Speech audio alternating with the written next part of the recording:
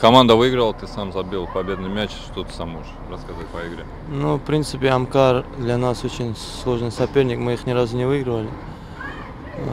У нас график очень сложный, ЦСКА, Локомотив, Амкар.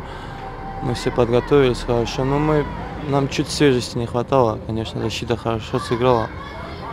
В принципе, моменты хорошие были, но чуть реализация тоже подводит нас.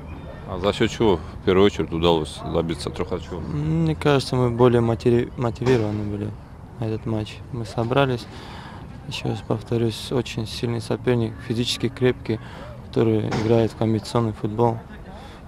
Из-за этого, мне кажется, нам чуть больше нужна была эта победа. Команда во втором тайме при счете 1-0 намеренно отошла в оборону. Что ты можешь сказать? Ну, это психология, это всегда так, забиваем, садимся. У нас это болезнь такая.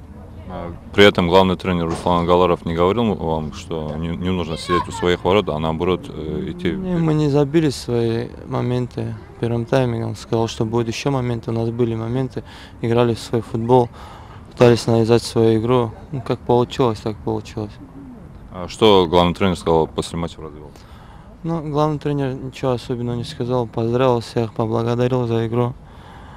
Сказал, что мы должны были выиграть, попытались. Все, что могли, мы сделали. Может, кому-нибудь посвятишь свой гол?